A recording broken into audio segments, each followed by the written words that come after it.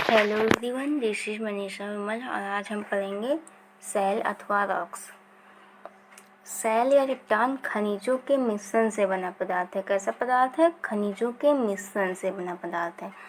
ये विभिन्न आकृतियों, आकारों और रंगों में पाया जाता है। मतलब कि सैल या चट्टानों का जो आकार होगा और आकृति होगी या रंग होगा वो भिन्न भिन्न होता है, एक जैसी तो नहीं होती हैं। ये पत्थर की भांति कठोर और रेत की तरह मुलायम भी हो सकती हैं। ये पत्थर की भांति कठोर भी हो सकती हैं और मुलायम भी हो सकती हैं। पृथ्वी के क्रस्ट में मिलने वाले सभी प्रकार के मुलायम और कठोर पदार्थ चट्टान कहे जाते हैं। क्या कहलाते हैं? जो क्रस्ट में सभी प्रकार के जो कठोर या मुलायम पदार्थ पाए जाते हैं क्या कहलाते हैं? वो चट्टान कहलाते हैं। यद्यपि पृथ्वी के क्रस्ट में तत्वों की संख्या 119 है। कितनी है? 119। लेकिन इनमें से जो प्रमुख 8 ही तत्व हैं वही चट्टान के निर्माण में सहायता प्रदान करते हैं। पहला है ऑक्सीजन, दूसरा है सिलिकॉन, तीसरा है एल्युमिनियम, चौथा है लोहा, पांचवा है कैल्शियम, छठा है सोडियम और सातवां है पोटेशियम और आठवां है मैग्नीशियम। ये मतलब कि चट्टानों के निर्माण में महत्वपूर्ण भूमिका निभाते हैं। अपनी ऑक्सीजन 47% अपनी भूमिका प्रदान करता है, सिलिकॉन 28% और एल्युमिनियम 8% और लोहा 5%। अब हम पढ़ेंगे सैलों के प्रकार। निर्माण के आधार पर सैलें 3 प्रकार की होती हैं। पहला है आग्नेय सैल, दूसरा है परतदार या अवसादी सैल, तीसरा है रूपांतरित सैल। अब हम पढ़ेंगे आग्नेय सैल। आग्नेय लैटिन शब्द इग्निस का हिंदी रूपांतरण है जिसका अर्थ होता है आग। अर्थात ये चट्टानें पृथ्वी के आंतरिक भाग के पिघले पदार्थ मैग्मा के ठोस होने से बनी है। कैसे बनी है? जो हमारी ज्वालामुखी होती है उसके अंदर एक तरल पदार्थ पाया जाता है जिसे हम मैग्मा कहते हैं, और जो वो पृथ्वी के बाहर आता है तो वह लावा कहलाता है, और जब वह पृथ्वी के धरातल पर जमता है तो उसे बाह्य आग्नेय चट्टान कहते हैं या बाह्य आग्नेय सैल कहते हैं, और जो अंदर ही जम जाता है तो उसे हम मध्यवर्ती आग्नेय सैल कहते हैं या फिर ज्वालामुखी चट्टानें कहलाती हैं। पृथ्वी की भूप्रवृत्ति का 2/3 भाग आग्नेय सैलों से बना है। मतलब जो पृथ्वी के अगर 3 हिस्से किए जाएं बराबर बराबर के, जो तो 2 हिस्सों में जो 2 हिस्से बने हैं वो आग्नेय सैल के बने हैं। अब आग्नेय सैल की विशेषताएं।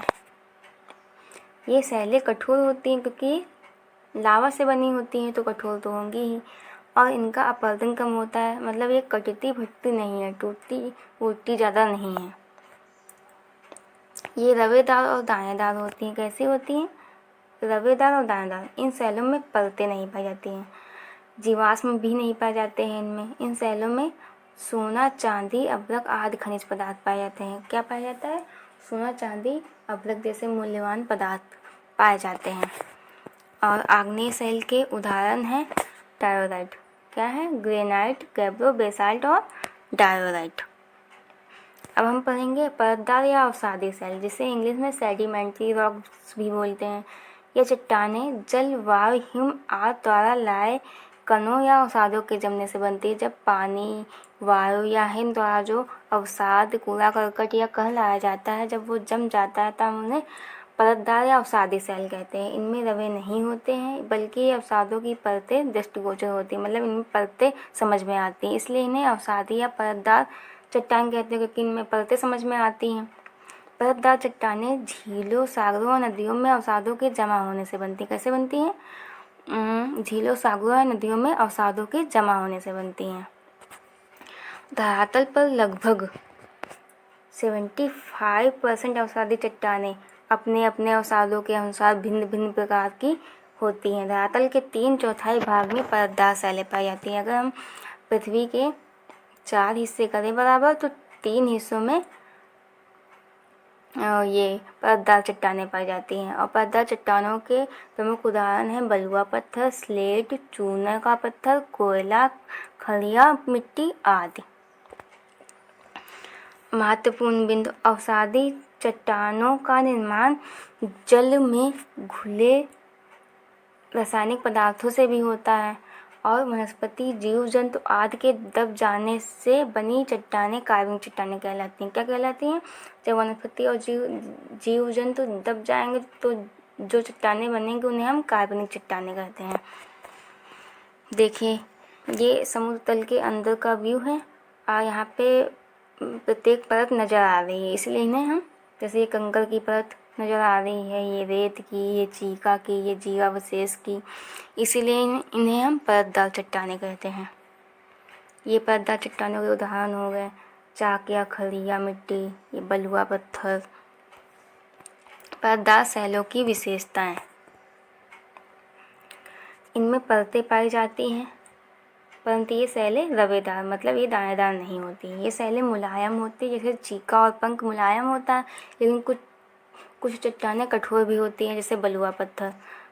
परतदार चट्टानों में खनिज तेल पाया जाता है, कोयला पाया जाता है व अन्य बहुमूल्य खनिज पदार्थ भी पाए जाते हैं। अब हम पढ़ेंगे कायांतित शैल, मतलब मेटामॉर्फिक रॉक्स। आग्नेय शैल व अवसादी चट्टानों पर दबाव व तापीय परिवर्तन होने से कायांतित या रूपांतरित चट्टानें बनती हैं। मतलब जो आग्नेय शैल होती हैं या फिर अवसादी शैल होती हैं, जब उन पे सूर्य का ताप पड़ता है या किसी प्रकार का दबाव पड़ता है, जब वो टूट फूट के बदल जाती है, अपना रूप चेंज कर देती हैं, तो उन्हें हम कायांतित शैल कहते हैं। और कायांतित शैल के उदाहरण है स्लेट, जो कि शैल के परिवर्तन होने से बनता है, चूना पत्थर से बनता है संगमरमर, बालू का पत्थर से बनता है क्वार्टजाइट और ग्रेनाइट से बनता है अनीस और कोयले से बनता है ग्रेफाइट। इनकी विशेषताएं होती हैं कि ये चट्टानें अधिक कठोर होती हैं, इनमें मूल्यवान पत्थर संगमरमर से लेकर हीरा, नीलम जैसे रत्न पाए जाते हैं। मतलब जो भिन्न प्रकार के महत्वपूर्ण रत्न होते हैं वो ये कायांतित चट्टानों में ही पाए जाते हैं। अब कुछ महत्वपूर्ण प्रश्न देख लेंगे। प्रश्न नंबर 1, निम्न में से कौन सा आग्नेय शैल का उदाहरण है? आ बेसाल्ट, या बी चूना पत्थर, सी स्लेट, या डी ग्रेफाइट। तो आग्नेय शैल का उदाहरण है नंबर ए बेसाल्ट। अब प्रश्न नंबर 2, निम्न में से कौन सा कायांतित शैल का उदाहरण है? ए बलुआ पत्थर, बी ग्रेनाइट, सी संगमरमर, डी चूना पत्थर।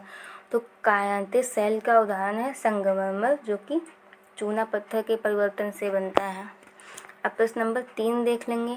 पिघले हुए मैग्मा से निर्मित चट्टान है, ए आग्नेय, बी अवसादी, सी रूपांतरित, डी इनमें से कोई नहीं। तो जो पिघले हुए मैग्मे से बनती है वो है आग्नेय शैल। अब प्रश्न नंबर 4 देख लेते हैं। इनमें से कौन सा आग्नेय शैल नहीं है? ए डोलोमाइट, बी ग्रेनाइट, सी बेसाल्ट, डी इनमें से कोई नहीं। तो आग्नेय शैल नहीं है डोलोमाइट।